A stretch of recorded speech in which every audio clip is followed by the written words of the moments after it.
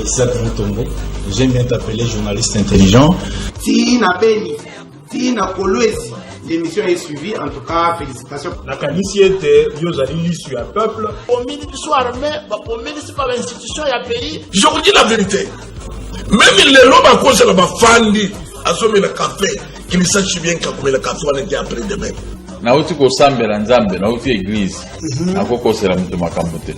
La guerre a volé le sang des innocents dans ce pays. Vous avez dilapidé le compte du trésor pour donner Simbongo à l'État avec autant de légèreté. Mais pas interpellé au pays.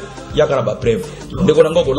Alors ça ne valait à rien de remplacer Joseph Kabila. Vous comprendre que Kabila a battu c'est Batika Etimia. Comme il a 200 000, après moi j'acclame. Non. Tozo yoka magambo wana yake bango bazosomba kaka mapango ba oya sombi mapango na oya sombi ya minene mikolo nyos bazoboma batu miko donc neti tozana mboka na biso te papa 60 ya pasi ya mawa. Égoïsme. Ils ont travaillé pour eux-mêmes, pour leur famille, mais ils n'ont pas travaillé pour le pays. Na vingi bino na limete komo na ngai Alexis. To vingi bino na commune ya Matete. Bokoloela Monabino, Balandia émission devant les Congolais, Balandia RTVH, Peba plateforme Nyonso Obozali Kolanda Biso. Merci na fidélité na bino na émission devant les Congolais pe à la RTVH. Bande konangai boyebinde na epsaka bino ete actualité politique. Yangonde nourriture na biso ya chaque jour, actualité politique yango eyi ebele. Nini oyo tozali kolobela lelo, tozali bongo na séparation FCC cash. Tokomeka kobeta lisolo na yango ba implication na yango tokolobela yango lelo na émission na biso union sacrée toyoki ndenge kobeta mana gauche à droite toyambi ba politicien likolo na yango kasi tokomeka kobeta yango na moto mosusu oyo toyambi lelo alobela ki biso yango lelo toezongeli lisusu tokobeta lisolo ya oye koleka côté ya Katanga toyoki ngoyi mulunda arrêté mais le mouvement continue toujours ya ko s'aggraver. Que faut-il faire pour arrêter pour te Congo etika la moko et indivisible? Peut-être beta moi li solo na o Italie église pour te inviter na biso ya lelo azali bongo moko ya bakambi minene ya ba église ya République démocratique du Congo. On a pesi déjà mbote moi na Congo mbote na yo. Boni santé na yo. Santé malamu ndamba sungi toza malamu. To pesi nzambe merci wa bateli biso a côté biso na mobu o ya 2021 et belé bakana ki ko kota ngo ba koti yango te. Et boni santé à l'église, la puissance. Non, Nzamba Sungi, santé à malam, Moussa les autres tambola très bien.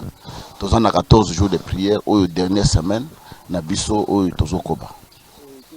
Et vous promettez aux enfants de Dieu, vous souhaitez tout côté dans le sujet en Openza, vous êtes d'abord pasteur, oui, et homme de Dieu. Oui. Qu'est-ce que vous promettez na bananzambe pour na ba prière au bolancer? C'est na tombe li bango que mbula oyo.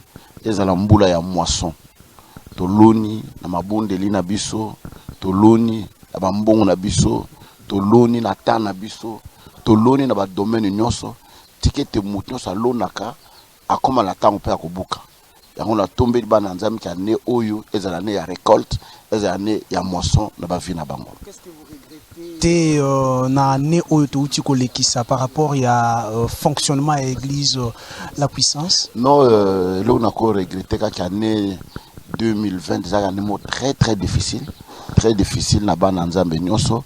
Personnellement, j'ai passé 6 mois où yo mutu ezako déranger na pena makasi na ken États-Unis malade ezate na yé na mokole ezate na ken HG ezate na ken ba protestant ezate na ken ba coréen ezate na ken États-Unis ezate na ken Europe ezate nzambe na mawana ye abikisa kinga lelo na za malamu pasi wana motu ekei pe pasi musuto bungisa ki moko ya ba pasteur na biso ya Paris na maladi ya corona moi bitumbe belé moi makambo belé le kaki nzambe azana biso longo. Voilà, merci beaucoup. Je crois que Yamba qui pasteur Kiziamina avant séparation FCC Cage, avant makambo actualité politique et comme ndenge komi lelo, vous nous avez parlé, vous nous avez dit que Sokimbo Kesengeli etambola et lelo au président de la République Sengela a une décision courageuse. Après discours il y a 6 minutes il y a chef de l'État. Quelle était votre impression par rapport? Non, je pense que dans le bas qui est mon conduit en boca il faut des décisions courageuses, des décisions impopulaires. oyo bato mosusu bakolinga yango te mais ekozala malamu mpona mboka e ayebaki kozwa badesizio wana oyo esalaki lelo oyo ndenge tovandi makambo ebele échanger parce que ezalaki souhait ya congolais nyonso ke mariage wana ya FCC na cash ekufa parce que ezalaki mariage moko inopportun ezalaki mariage moko contre nature ekozala te alors ko nazwaki desio wana je pense que nzela oyo azwi totombeli ke tokóma nango te na suka po ke congolais azwa mwa pema congolais apema congolais pe alia congolais asepela kasi ezali kaka congolais moko wana nde atiaki bango oyo bapesi ye présidence oyo kote oyo apesi ye assemblée nationale pe parlement atie bango elongo na ntango oyo souhaitaki ete bakabwana bomoni te ete botelemeli mpe décision ya bacongolais yango bango moko non bacongolais so basali makambo ya ndenge wana ezalaki prévu te parce que vous devez savoir une chose ngai naza chef de file naza na bato baza nsima na nga so bato balinga chef de file te balinga bato baza nsima na nga te le peuple congolais je crois que apesa majorité na FCCT eza majorité moko ezalaki mécanique. Donc vous doutez des élections, vous doutez na ba élection ya je doute ya des députation wana ezalaki majorité moko mécanique. Alors ezalaki penda exprimer na peuple congolais te. Pour ceux qui ont exprimé na peuple congolais, olinga komona nombre bato bazo kene na union sacrée te. Parce que pour le nombre de voter pour poser la boy. Ceux qui peuple a boya qui ko voter Shadari ou azaki tête na bango à quoi vous votez bato bazaki na simate. Mais pour na kimia tondima ka ezala bongo. Mais lelo oyo je pense makambo ebele bano kota na molongo et puis aucun malam. Je crois qu'à la organisation ba élection sous Kabila, vous étiez député national, on dit qui élection wana. Et après, élection toujours sous Kabila, une autre élection au Boyango, Kolobaete. Non, non, que l'élection en 2006, et c'est la première expérience au Tozo Kende, Batebele pe bayeba ite l'élection za usala ndengeni, ezaka ndengeni. Malgré bamakamusu mabe ezalaka, mais je dirais quand même que abe mal l'élection ezaka un peu transparente. Parce que nga étant en 2006 toujours qu'il y a une élection, nous avons des témoins. Nous avons des témoins dans le bureau, nous avons récolté des voix. Dans la compilation, nous avons des témoins dans la compilation. Au moins, quand même, que la voix est en dernier mot. Mais au lundi après, en 2012, nous avons 2000 témoins. Quand ils sont moutons qui ont la libanda pour nayo, au foot y était, à la libanda dans le bureau pour assurer la voix nayo. Tant que vous avez voté, vous votez. Au PC Mbongote, au PC Lokote, volontairement, qui ont la libanda pour surveiller ma voix na yo. A voter yo, na sacrifice yo sali. A voter a voter yo. Au moment où il y a l'élection, malgré tout ce qu'on avait sur papier, moutunet ngai. Bandimo wana ne bape nga mbongo lia. Asombelinga mutuka. Basalinga makamnyoso. Est-ce que mundimo wana yebi ke soka na problème na kena pas pasteur asunga ngai. Mukolo kena vote ko pesa nga voix na yete. Mais au moment où il y a une église na Ngaba, une église na Rigini, une église na Lemba, une église na Livulu, une église na Matete, une église na Kisenso, une école ya munene na Ngaba Oban Batanga ya Ofele, balobi ki zamina zuka 500 voix. 500. Tu vois que aux autres la nava o ba pesa kiyo na résultat nango butu na moyi. Déjà trois pouvoirs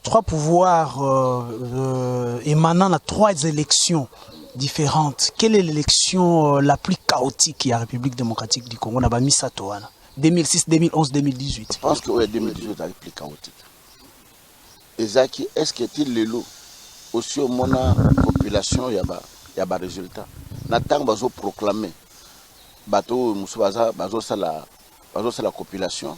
Ba papier zo bete la mbula na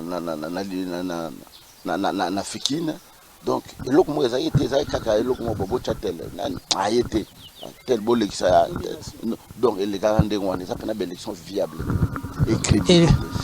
Lorsqu'il faut comparer s'il faut comparer deux parlements oyo bino bogéraki na 2000 bozalaki parti na 2006 na oyo ya lelo différence na non na époque na biso dans le parlement bato baza kolanda parlement lokola match à football na bité ceux qui aux alaka so bi que parlement e bande bato pena batondi bazolanda penza parlement oyo ezana bato ku ba kipaka ngo société. Là c'est vraiment coup de chapeau na président Kamere à l'époque où il a commencé à élengi dans le Parlement. Mais les restes, bon, ils sont là, ils tournent les pouces, ils sont là, ils font ce qu'ils veulent. Mais le vrai Parlement où il y a socle et vanda qui a démocratie, c'est pour Kamere. Parlement le plus suivi, le rôle à stade de football, mais pour avec les mêmes résultats. Beaucoup ils sont ministre de mon côté, bah interpellation, tu vois, soukaka, bah série wana. Je rappelle que bon interpella comme ministre et à sport, mais tu es soukaka après, donc les résultats ils allaient qui péter ndeko. En politique, majorité alliée à majorité n'a été. Beaucoup sauvé, mais beaucoup beaucoup écarté. La preuve est que tant que le ministre de parlementaire na souka na yango au moins remanier ça le ministre ne se retrouver. Pourquoi? Parce que ceux qui besoin quoi ça ministre na bino dans la carte de majorité dans le parlement, ça démontre que vous n'avez pas la majorité. Net lelo oyo. Est-ce que vous direz que FCC a la majorité oyo président et assemblée bureau mobimba et quoi et l'axe a une facilité pour dire que la majorité était. Mais quand vous avez la majorité en politique, vous sauvez mon tunabino, mais vous punirez autrement. Vous humiliez, la likambo ya sali, vous savez en côté, ndenge sengelami, parce que aux yeux de tout le monde, mais pas comme la majorité ndenge mon tuna quoi. Vous sauvez après vous non, vous sauvez même moi contre ce exact. Et ce qui a été fait. Voilà, très content parce que FCC caché Koufi. Tukei siko na presque coalition mususu oyo ba mususu ba koloba ete ezali FCC cash élargi vision ni nozali na yango na coalition oyo gouvernementale te kasi coalition na niveau ya parlement pour na majorité parlementaire oyo ba bengi union sacrée. Je pense que beaucoup na lobi union sacrée de la nation ezali coalition te mais ba congolais ba sangani pour babimisa mboko na ghetto babimisa mboko na kata situation oyo yé azana yango. Donc ezali majorité moko te qui est mécanique oui majorité moko boya parti moko boy songolo. Tous les Congolais se sont unis pour que crise tout ça nango to bima et la vraie majorité tout le monde en 2023 tant qu'on a une élection on verra quels sont les partis qui sont majoritaires. Mais pour le moment comme je vous avais dit comme les majorité mécanique au monde ndenge panzani et mokonzi mboka asangisi bango poto bimisa mboka na geto to kota na kati na Christ to sangana to bimisa mboka na kati na libulo tozali. Les mêmes causes produisant les mêmes effets toza ko retrouver ba acteur moko bazalaki na FCC cash to moni bango lisusu lelo ko intégrer union sacrée ko bangisa yote. Oui, je pense que moi ko bangi ko kozala. Mais on a toujours dit que ce ne sont que les imbéciles qui ne changent pas. Et bande quoi na bazali koya bazaba congolais. Il faut reconnaître Berer basalaki est-ce que nini mboko ekomaki lelo oyo bakoyi ko changer bakutoko pesa bango seconde chance mais ceux qui va changer te 2023 les autres la bango ba oya ka libosa peuple ka wana moko pour solliciter suffrage na bango et peuple a sanctionné. Peuple a sanctionné FCC c'est jetant oyo qui déjà na kati ya union sacrée mobulu moko yuti ko makala mingi te awa Katumbi Bemba Jean-Marc Kabundo nini combat ya ba poste bakomi ko wela ba poste. Est-ce que ça inspire encore confiance? Non, non, le babo est que la politique chacun vit avec ses ambitions. Mais l'ambition il faut la gérer dans Mokonzi. Alors, je pense que Mokonzi Nabiso ou Azalelo, président de la République, a eu bandé pour gérer les ambitions des uns et des autres. Nous avons un problème à la gâte. Ah, on a mis pour nous pour la ligne, les lambes matembele. Ah, pour la ligne, Thomson, la ligne qui est au tumbo lambé, donc, partout, pas problème à la carte. Mais il faut qu'on y ait résoudre les problèmes aux Zakat Nabino. Et c'est ce qu'on est en train de faire aujourd'hui. Et s'il faut vous remettre dans votre peau, il y a serviteur de Dieu, quelle est la contribution de l'Église dans l'Union sacrée? Je pense aussi bien que l'Église étant en dehors de la situation politique, contribution de bon de là était Kimia ekota na kati na mboka participation na biso be loko toko pesa ezali ba conseil des uns des autres ba tokutana na bango ko na bango ko bango conseil ya ko yebisa bango botala d'abord intérêt ya peuple congolais peuple oya pesi bino bokonzi peuple wa tomboli bino bon me réfléchir na sikawana. Et je crois aussi que le président de la République, il a des conseils spirituels et il est entouré de beaucoup de pasteurs qui sont tout autour de lui. Et je crois aussi que bandekwana ba solo la kanaye ba père conseil ba sambela pour pour que mboko na biso bi mana karkan o tozali. Est-ce que vous vous sentez intéressé de l'union dans cette histoire d'union sacrée? Et je fais partie parce que parti nangai c'est l'alliance na FDCA où le président Bati est là d'office que nous devons être dans l'union sacrée. Et s'il faut apporter quelques conseils, quels sont les conseils que vous donnerez au chef de l'État pour la réussite de l'union sacrée? Zala lisusu partage ya pouvoir ya ba politicien te. Oui, on a un conseil que Alan va flatter. Il faut intime conviction naïe. Ayeba nan accomplir sa responsabilité dans musala wana. Alan va flatter te, Alan va dialolisete, mais atala qui est capable, qui ne l'est pas, et qu'est-ce qu'il pourra apporter? Parce que il ne lui reste que 2 ans. Parce que la dernière année, c'est l'année électorale. Il traîne 2 ans. Alors, on a 2 ans où il traîne Mokondi. Il faut bosser dur pour que le peuple ait quand même le souvenir. Il y a Atamuki, il y a Makambo, il y a Sali. Les 2 ans qui sont passés, Congolais nous savons que non, ils ont un blocage, ils ont un canate, ils ont un soana, ils ont un Makambo belé. Et d'ailleurs, ils ont passé 8 mois sans gouvernement. Kagab, oh non, Boyete, Premier ministre, 8 mois sans gouvernement. Et dans Moukio va travailler, il y a toujours sur des blocages. Maintenant, on a que 2 ans où il y a une année électorale. Il doit travailler au four et au moulin pour que Atika et Lembo, peuple congolais, se souviennent. Il doit travailler, mais par rapport à temps où Tikali, nous devons plus miser sur la priorité. Quel est le secteur priorité des prioritaires? Oyo Sengeli, chef de l'État, à Simba pour déclencher le développement. Santé est prioritaire, éducation est prioritaire, social est prioritaire. Donc, tout est prioritaire parce que le Congo c'est le plus grand chantier qui peut exister au monde.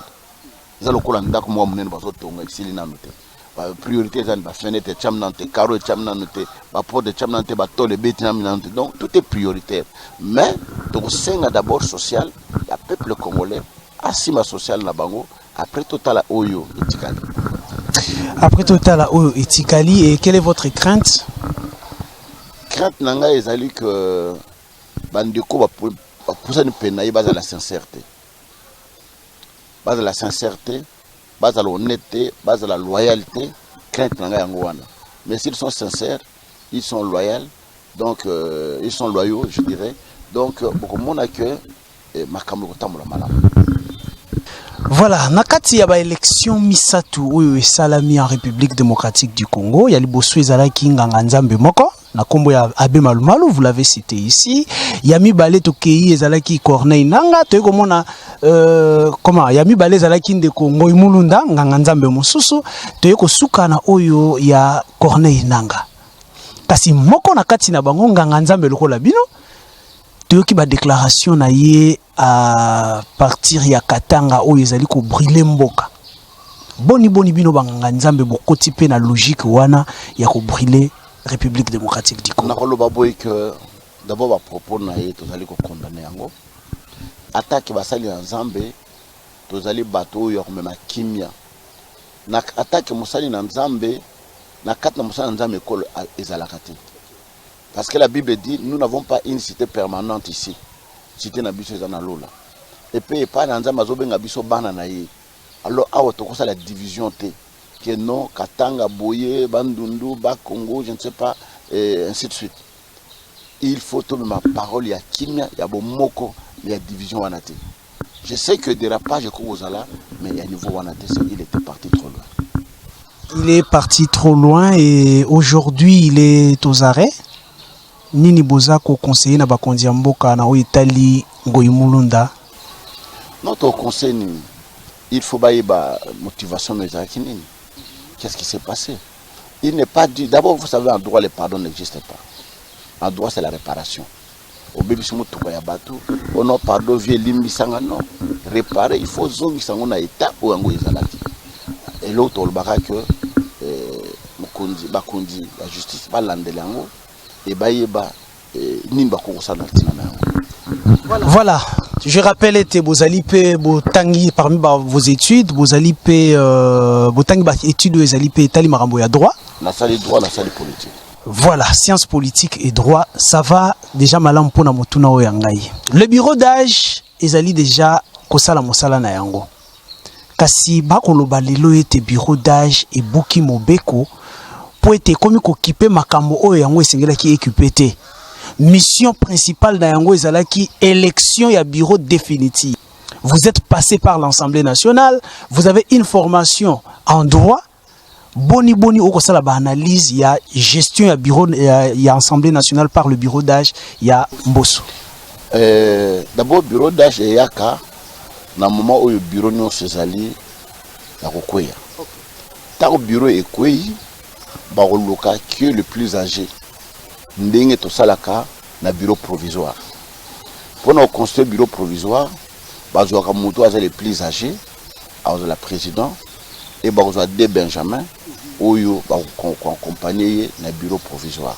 Na bureau d'âge pe ezaka ndenge wana. Et na bureau d'âge bazaka na mission moko précise o ba piaka bango et sengel bango basala nini basala. O ba piaka bango ezali par exemple ndeng toza lelo na minute oyo ko détecter la majorité et puis yami balé ko installer bureau définitif oyo esengelami. Étant bon installer bureau définitif ne erutala les restes ya ba motion, les restes ya makamnyos oyo tiré na katna parlement. Donc vous allez ko buka mobeko parce que ba commis déjà na niveau ya ba contrôle parlementaire juste contrôle parlementaire à cause de la contrôle parlementaire. Et aujourd'hui, on parle à censure, motion de censure contre le Premier ministre. Est-ce que Mobeko ezali yakobukama to bazali na kati ya ba prérogative na bango? Yakoboyate. So ba yoko pesango, akozwa yango, akotika yango na bureau définitif egoya pona kozambela musala wana. Donc aza na qualité ya kosilisa dossier à motion de censure. Akotika yango akoyambango, mais akotika yango bureau définitif nde eko continue na yango. Le chef de l'État a retiré confiance na Premier ministre, mais le Premier ministre résiste pour démissionner. Qu'en pensez-vous? D'abord, la démission n'est pas une culture congolaise. Congolais a démissionné raté. Congolais a taba ridiculisé à démissionner. C'est rare. Et d'ailleurs, dans le premier jour, où le bureau na bango et koyaki, à mon humble avis, où il a démissionné parce qu'à comprendre que azali na bato ba kusunga ete azana bato ba kondima ete parce que à côté qui par rapport à la majorité bazala kenango donc la majorité en ezalité en humble avis il fallait démissionner. Est-ce que la majorité ko basculer na cour ya mandat? Oui, ko basculer parce qu'il y a des tempéraments. Nous sommes que parti za qui les a malamonté à basculer que côté mususa démissionner. Alors mais il y a une chose j'allais dire Premier ministre a quoi démissionner. Nathan au président il n'y a plus de conseil de ministres. Donc il ne sont combien de mois conseil de ministres à la carte. Si vous avez premier ministre parce que vous avez rapporté il y a un ministère na yo zo kamba o yebindenge za la carte bo la ligne de conduite était to tambola boy to sala boy. Alors yo vous avez ligne premier ministre pourquoi? Tu démissionnes. Kasi touché par une motion de censure. Tomoni Premier ministre ko kima mbango na katanga pona ko kutana na ndeko Joseph Kabila. Okomona tete Joseph Kabila liboko na ezali kaka na pouvoir ya République démocratique du Congo. Parce que il est katangé, famille eza kuna, ako voyager que la famille qui makamususu. Rien ne prouve que ko na Kabila parce que muta moni image Kabila yami azate. C'est des spéculations. Biso to ebeke aki Lubumbashi soit qui na famille na ye soit qui ba soins médicaux soit qui makamususu ye soit qui peut pas Kabila mais vous devez savoir c'est celui qui tient le but qui a le pouvoir oya signaka laza na pouvoir pour le moment bo conduire na maboka nani la président Tshisekedi tant le but conseil des ministres les alités Kabila juste conseil des ministres Kabila a décidé autrement. Donc il fallait y azonga pour répondre à monsieur Asensio. Lorsque vous regardez, vous observez un peu Félix Tshisekedi, les pouvoirs d'aujourd'hui, et Joseph Kabila hier, quelle différence faites-vous de la gestion de Kabila et de Félix Tshisekedi? La différence. La première des choses, je dirais, Kabila c'est qui mauvais pensa en soi, mais il était vraiment très très mal entouré.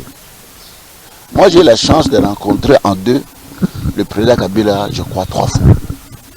Moko Nanda Kounena Jalem en 2006, Mibale na Kingakati, non, Moko na Kingakati, Moko na bureau na ya palais de la nation.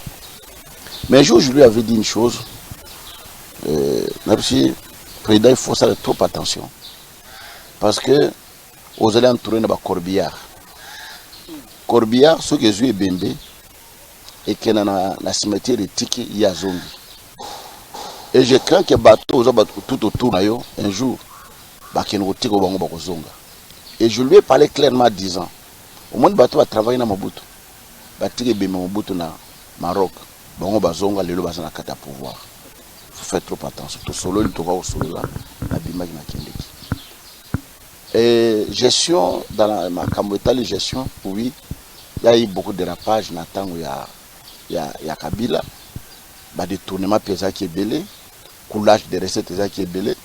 Mais le président qui s'est le juge aujourd'hui, je trouve très tôt.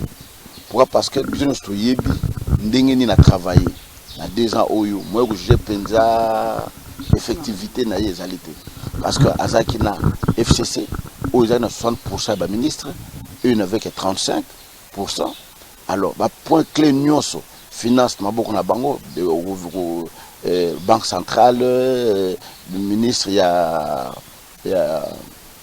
ministre de la finance, bango, ministre de la justice, bango, ministre de l'économie. Donc, tous les points clés, ils sont bango. Total la sikoyo, ndenge bazali kocha, union sacrée, où il a laissé le leader, il a décidé, il a conduire Mboka, d'être effectivité à Salama. Quel est le microbe qui ronge la politique congolaise? Lorsque vous regardez la politique en République démocratique du Congo. L'inconstance. Donc, Congolais a constanté. Congolais, à la côté de Zokoya, côté de Maïzokinde. C'est rare que Mouta tire la idéologie, attire la philosophie, attire vraiment la déontologie, le Congolais va changer le coup là. Nzete Oyo, Ezokinde, mon pépé, ma gauche, ma droite, Constance et Zalaraté. Constance et Zalaraté, manque de vision. Manque de vision, manque d'idéologie. Parce qu'au moins, on n'a jamais extrême droite et ça on en a gauche. Et aussi les démocrates et les républicains. Parce que maintenant, on a la philosophie na bango, maintenant, on a l'idéologie na bango, maintenant, on a la politique ni bazo même. Mais les gens comme on a monté extrême gauche, na monté extrême droite à Sangani, on a monté extrême droite, na monté gauche à Sangani. Donc, on a pénalité des années de bitoto morobo et bolosala. Parce que dans la fonction, il va partir la bangonde pour yeba, biso attaque bata droite, tout ça socialiste, tout lingaboy, biso attaque ba communiste, tout lingaboy, biso attaque ba démocrate, tout lingaboy. Mais ce au sang ici, ba socialiste, par exemple ba républicain. Voilà, je crois wana ezala kibongo la partie politique. Nous revenons par rapport à évangéliste Kiziamina Kibila, ba rumeur est sûr qu'il a qui nous vous avions reçu la fois dernière. Lélo, nous en sommes avec cette histoire. Il y a évangéliste Kiziamina Kibila. Problème azalaki na ngona bandeko nandeko Kabundi Walesa. C'est un problème qui est clos. C'est un problème qui est clos parce que tout le monde a vu. Tout le monde a vu mon innocence, tout le monde a vu que c'était un problème qui était monté. Et à telle enseigne que monta le bilango sur la la télévision Morote Balek ça sur témoignage Joana. Donc voilà c'est tout. Je n'ai pas voulu aller plus loin. Il faut nazala mutu mokonde na me doubler ça na poto na salia parce que je montre noir sur blanc. Et heureusement que ça que au côté na mboka mo boy ba check caché, bimi na mboka boy ba check caché boy, moi tricher en réalité. Moi pour changer en réalité. Et c'est qu'il y a je montre noir sur blanc. On a bien en 2016, on a 2017. bon bah il y a 2007 na décembre on a bima depuis mois de mai na yo en février 2017 et au salman ndenge nini lokwana et puis place on bozo bobo kini ngana commandant pété na yebi yango te. Alors il y avait beaucoup de choses qui montraient que les agues l'ont monté puis on a laissé tomber. Kasezaki réputation ya basali na Nzambe pe ya église congolaise. Comment est-ce que Bossali pona ko réparer eloko wana ezonga lisusu te parce que le monsieur qui a fait ça soki par exemple bopinir yete ou encore sanction mon côté demain il y aura encore une autre personne à kosala yango et ça non, sera encore ça va encore c'est reproduit. Mon humble avis, celui qui jouait la médiation était le pasteur Godin Paul, à qui on avait demandé d'aller voir l'autre partie pour tout Koutana tout ça la moi émission ensemble pour nous relouer là-bas l'anza mais nous na bon que c'est des choses qui n'étaient pas vraies mais jusque là je n'ai jamais eu de répondant. Au conseil des églises de réveil nous en sommes aujourd'hui. Nous évoluons très bien. Les samedis on était en réunion avec tous les présidents de commissions de toutes les plateformes, la présidente et les secrétaires généraux. Ça évolue très très bien. À quand la nouvelle élection pour les nouveaux dirigeants? Non, nous, la plateforme, tout ça. Donc, nous avons le président, Tangana Silisi, président Godin Poyazui, ce qui a Silisi, plateforme sur la présidence. Objectif na yango ezalaka nini parce que to ebi ete bosuka toujours élection ya malonda bosuka toujours les politiques commencent à utiliser ces organisations. Aujourd'hui le but na bino au conseil ezalaka nini? But na biso ezali kunir ba église. Oui, ko réunir ba église. But na biso ezali ko organiser ba église et puis unité ba église kat na mboka na biso. Avoir une interface. Vous avez l'interface à l'État. C'est comme ça au monde qui est au conseil, au monde a n'importe qui parle au nom du haut conseil. Nous avons celui qui est l'autorité, qui parle au nom du haut conseil. Même il y a une invitation, on adresse l'invitation na président et si vous êtes intéressé, à Oyebi Sabino, si vous pouvez acquérir Bayambi, à rendre bino compte de ma camunini basolo laki. C'est différent na bande comme ça. Kasi problème eza ko se poser na République démocratique du Congo na ba organisation ya ba église ezali ete vous na kati na bino il y a certains pasteurs qui se méconduisent et n'attend pas que se méconduire sanction ezali te vous n'avez pas le pouvoir peut-être ya ko sanctionner bango. Qu'est-ce que vous faites na nouveau au conseil pour ezala loi ba organisation mususu te eza ko réunir ba pasteurs mais pour na ko sala ko laver image ya église ba sanction ezala raté? Non, vous devez savoir une chose. Le Congo est un État laïque. Il a défini comme ça l'église de réveil. Toute église qui n'est ni catholique, ni protestant, ni kimbangis, ni orthodoxe, ni musulmane sont appelées église de réveil. Ça dit que les lots, Batabundia Congo, l'église de réveil, c'est une définition, Oyo, ça.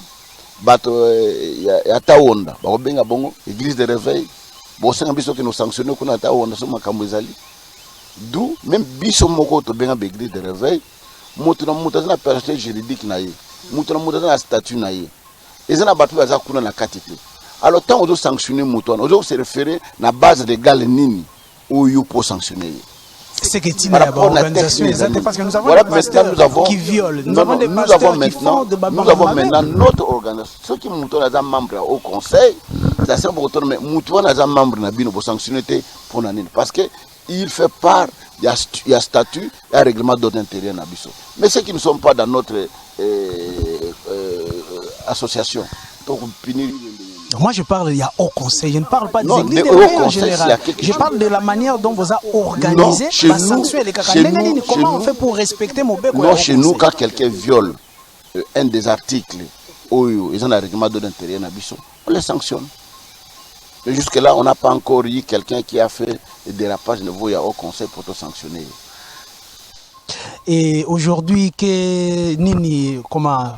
l'autre organisation, je rappelle qu'aux alliés cofondateurs, il y a RSC. Oui. Donc, ceux qui RSC à Salima Kamabé, nous voyons aussi l'évangéliste. Quand j'ai démissionné, ça fait maintenant, depuis 2007, dans le RSC, aujourd'hui, c'est 14 ans. Si je ne m'abuse pas. 14 ans. D'ailleurs, je vous ai toujours dit, nous sommes la RSC. statut, règlement d'ordre intérieur, Makamunioso, Koko Tsango Podo F92 dans le ministère de la Justice. C'est moi qui ai introduit, c'est moi qui ai payé. Mais après tant total marche n'engaki okende, na mona ke marche on ezaki malamuté. À plusieurs fois, na yaki kolobela to tambola boité to kende boité, personne n'avait voulu comprendre. Alors le qu'on a linga ba kwakte na linga pe place oyo mobulu ezamingité, j'ai dit je préfère me retirer. Et je me suis retiré dans la plateforme dans la salle CPC, nous avons évolué. Et tant évolué, na semana pe bandiko bele balongwaki. Par le passé mon connaissait là-bas comme provincial de la ville à Kinshasa, il s'est retiré à Salamek Naye, le pasteur Tripogé qui était là aussi, s'est retiré, le pasteur Ejiba s'est retiré, et tous les pasteurs se sont retirés. Alors nous avons dit, bon, comme nous avons des plateformes, pourquoi nous ne pouvons pas nous réunir, tout Tambola et Longo, avec des tels objectifs, Béré de Salamakuna, de Salamawate. Parce que ce qui nous tuait plus là-bas, c'était le pouvoir. Oyo Batouazo qui est locaux là, personne ne peut contrôler. Mais à Ouatoye, présidence est à la rotative selon ma plateforme. Et nous continuons jusque-là et pour le moment exact. Ni eza corronger république comment maladi ni siko eza corronger ya politique le bien c'est inconstance kasi na niveau ya église parce que tu sentir pe lelo église eza ko avancer ndenge ko avancer eza ko avancer lobité ba campagne bozali ko sala lobby ya ko réunir ba tuna ba stade ya ko tondisa ne bozali ko tondisa zo tonda lisusu te lelo oyo to sentir ete mondanité koti na kati ya église ya Congo. Ni eza ko ronger église ya Congo. L'église ya Congo est comme au niveau ya puberté. Au niveau de la puberté, bah dérapage à bana pour ça ma casse de moi na baby. Et l'église du Congo de réveil, tout le moment il y a puberté, où ils ont ça la situation et à la bongo. Il y a beaucoup de maladies. On avait une conférence et c'est là qui je pense dans louange. Je devais parler de l'église, j'avais parlé de 24 maladies qui rongent l'église de réveil. On a parlé qui sur le tribalisme dans la carte d'église. On a parlé qui sur la coquisson de le bilan dans le cadre de l'église. J'ai parlé, il y a orgueil, manque à humilité à Basali Nanzambe, manque à discipline, dans le bilan qui n'a la cupidité. Oui, la cupidité, dans le bilan makambo belé. Ba malade est belé au yozali, mais toujours bundamale malembe qui est makambo changé et puis au changer nango. Quels sont les projets d'avenir pour l'évangéliste Kiziamina Kibila? Les projets d'avenir, ça est belé. Je dois battre le temps pour le Seigneur, revenir sur la scène. Il y a évangélisation, et pour cette évangélisation, concernant Nzamba Pisabiso ma coquille et pour permettre biso.